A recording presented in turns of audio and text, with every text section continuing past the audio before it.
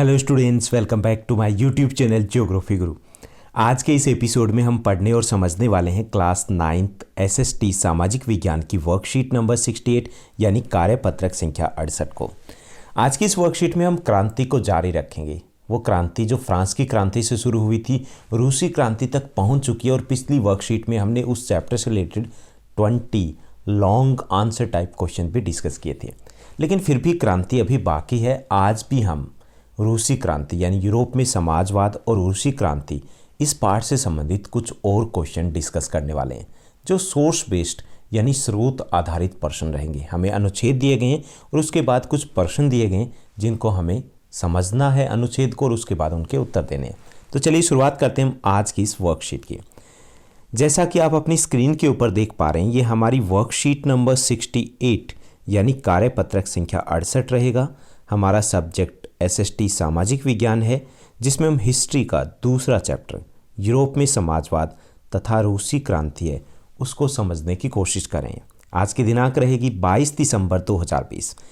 हम पहले दोनों अनुच्छेद को पढ़ेंगे, समझेंगे, उसके बाद प्रश्नोत्तर जो क्वेश्चन दिए गए बेहद आसान है जिनको हम हल करने वाले हैं।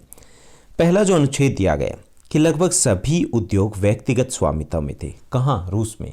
जब औद्योगिक क्रांति के बाद की बात की जा रही है तो वहाँ पर ज़्यादातर जो उद्योग थे वो व्यक्तिगत स्वामित्व में थे और ज़्यादातर जो रेडिकल और उदारवादी थे उनके पास भी उस समय काफ़ी संपत्ति थी, काफ़ी प्रॉपर्टी थी, काफ़ी ज़्यादा धन था।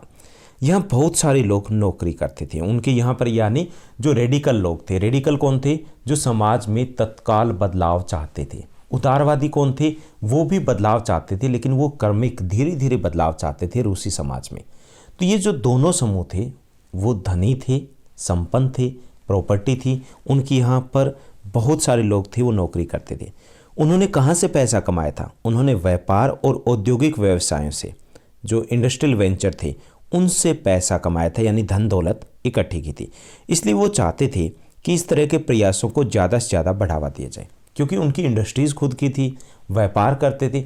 इसीलिए ये दोनों समूह थे, ये प्राइवेट प्रॉपर्टी यानी निजी संपत्ति की, जिसकी बात की जा रही थी कि निजी संपत्ति है वो नहीं होनी चाहिए समाजवाद में, उसके ये क्या थे कि उसके समर्थन में थे, समाजवाद के खिलाफ थे। किसके समर्थन में थे? कि निजी प्रॉपर्टी होनी चाहिए, जो मेहनत कर रहा है वो पैसा कमा रहा है तो पैसा उसके पास होना चाहिए, उसके ये समर्थन में थे।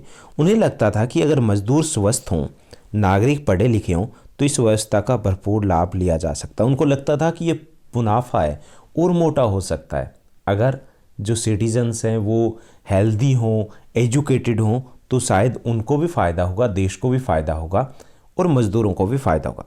ये लोग जो जन्मजात मिलने वाले विशेषाधिकार थे, बर्थ राइट्स थे, उनके ये खिलाफ थे। यानी हम विचारधारा की बात करें, उस वक्त रेडिकल थे, उदारवादी थे, रूढ़िवादी थी, विचारधाराएँ थी वहाँ पर। तो उसमें से जो ये रूढ़िवादी को छोड़ करके जो रेडिकल और उदारवादी थे, ये निजी संपत्ति के पक्षधर थे। ये उस वक्त जन्म आधारित जो विशेषाधिकार कुछ लोगों को मिलते थे, जैसे सम्राट को या कुलीन वर्ग को, उसके ये खिलाफ थे। ये व्यक्तिगत प्रयास, श्रम, उद्यमशीलता में उनका गहरा विश्वास था, यानी ये व्यक्तिगत स्वतंत्रता, व्यक्तिगत जो अधिकार थे उनके पक्षधर थे।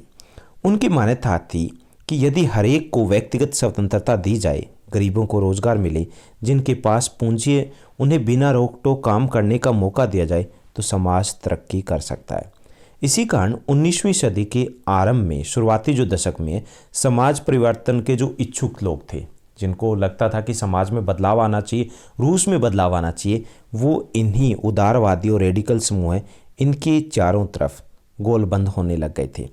कौन से लोग थे? जो कामकाजी पुरुष थे, स्त्री थे, वो उनके विचारों से प्रभावित थे। तो ये हमने थोड़ा सा समझा कि रेडिकल और उदारवादी लोग कौन थे और वो कैसा सोच रहे थे और क्यों सोच रहे थे। अब दूसरा अनुच्छेद है, उसको समझने की कोशिश करते हैं। उसके बाद प्रश्नोत्तर है जो बेहद आसान है, उनको हम हल करेंगे।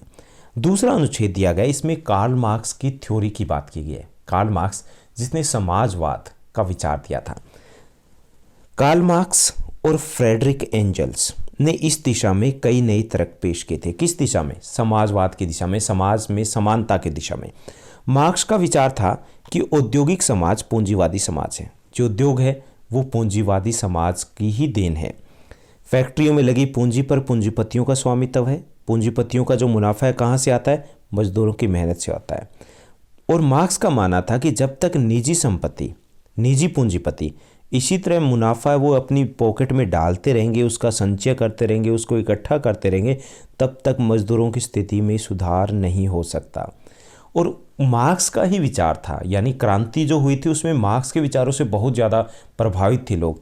उनका ये था कि सुधार लाने के लिए क्या किया जाए, कि सुधार लाने के लिए मजदूरों को पूंजीवाद और निजी संपत्ति पर आधारित शासन को उखाड़ फेंकना होगा। यहीं से क्रांतिकारी विचारों की शुरुआत होती है कि जब तक पूंजीवादी वर्ग रहेगा तब तक असमानता रहेगी समाज में। तो इसलिए कार्ल मार्क्स का विचार था कि जब तक मजदूर वर्ग है वो पूंजीपति व्यवस्था को उखाड़ नहीं फेंकेंगे तब तक समानता नहीं आ सकती। मार्क्स का विश्वास था कि खुद को पूंजीवादी शोषण से मुक्ति करने का एक ही तरीका है कि मजदूरों को एक अलग किस्म का समाज बनाना होगा। उस समाज में क्या होगा कि सारी जो संपत्ति होगी उस पर समाज का यानी सामाजिक नियंत्रण और स्वामित्व होगा। जैसे कि समाजवाद की बात की गई है, समाजवाद में क्या होता है कि सभी जो प्रॉपर्टी होती है, ज़मीनें होती है, कारखाने होते हैं, वो सरकार के अधीन होते हैं। लोग सिर्फ काम करते हैं और उनको प्रॉफिट मिलता है। वहाँ पे किसी इंडिविजुअल व्यक्तिगत प्रॉपर्टी है उसकी आज़ादी नहीं होती। उन्होंने भविष्य के इस समाज को साम्यवादी कम्युनिस्ट समाज का नाम दिया था। और मार्क्स को ये विश्वास था कि पूंजीपतियों के साथ होने वाले संघर्ष में जीत किसकी होगी? मजदूरों की ही होनी है। उनकी राय में कम्युनिस्ट समाज ही भविष्य का समाज होगा जिसमें समानता होगी। तो यहाँ पर हमने कार्ल मार्क्स के समाजवाद के बारे में क्या विचार थे उनको समझा, तो थोड़ा सा कंसेप्ट और बेटर तरीके से क्लियर हुआ होगा कि समाजवाद का विचार किसने दिया। और पहला जो अनुच्छेद था उसमें हमने रेडिकल और उदारवादी विचारधाराओं की बात की। अब हम प्रश्नोत्तर की तरफ बढ़ते हैं, दोनों अनुच्छेद पर आधारित। पहला जो क्वेश्चन दिया गया, सही विकल्प का चयन कीजिए। तो इसमें पहला जो प्रश्न है कि सभी उद्योग कैसी संपत्ति थी। तो यहाँ पे शुरुआत की बात की गई तो उस वक्त व्यक्तिगत संपत्ति थी, तो ख हमारा आंसर रहेगा इस क्वेश्चन का। उसके बाद सेकंड क्वेश्चन दिया गया कि इन उद्योगों के स्वामी और नौकर कौन थे। तो ये जो उद्योग जिनकी बात की गई, इन उद्योगों के स्वामी जो थे, इन उद्योगों के रेडिकल और उदारवादी जो लोग थे वो स्वामी थे, और कारखानों में काम करने वाले जो मजदूर थे वो नौकर थे। उसके बाद थर्ड क्वेश्चन दिया गया, 19वीं सदी के शुरुआती दशकों में उदारवादी और रेडिकल समूह के इर्द गिर्द कौन से लोग गोलबंद हो गए थे, ये हमें बताना है।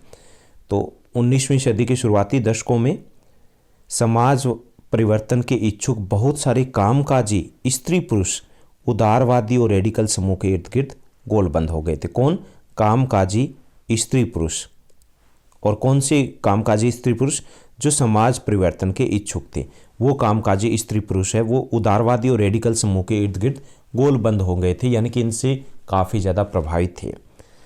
उसके बाद चौथा जो प्रश्न दिया गया कि रेडिकल और उदारवादियों के प्रमुख विचार क्या थे, आप इन विचारों से क्यों सहमत या असहमत है, ये हमें बताना है।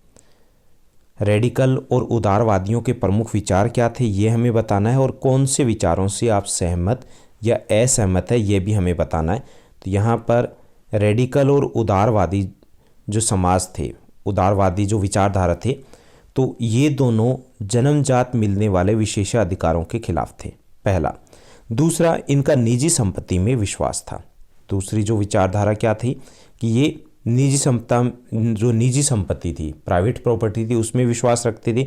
जन्मजात पर मिलने वाले विशेषाधिकारों के ये खिलाफ थे। तीसरा, ये व्यक्तिगत स्वतंत्रता के पक्ष में थे। और अभी दूसरा पार्ट हमें ये बताना है कि आप इन विचारों से क्यों सहमत या असहमत है। तो हम इनके विचारों से सहमत है क्योंकि मानव विकास के लिए व्यक्तिगत स्वतंत्रता और निजी संपत्ति में विश्वास आवश्यक होता है। तो ये था हमारा चौथा प्रश्न। लेकिन यहाँ पर एक क्वेश्चन है जो मिसिंग है, जो हमने यहाँ पर नहीं लिखा है, जिसमें रिक्त स्थान भरिए, जो मैंने इंग्लिश मीडियम में अभी डिस्कस किया था। तो यहाँ पर जो क्वेश्चन है वो हमें डिस्कस करना है, वो है रेडिकल और उदारवादियों ने किसके द्वारा जो धन दौलत वो इकट्ठा की थी। तो यहाँ पर व्यापार तथा उद्योग लिखना है, व्यापार तथा उद्योग के द्वारा। और उसके बाद हमारा जो तीसरा प्रश्न है वो चौथा हो जाएगा, और चौथा जो है वो पांचवा रहेगा।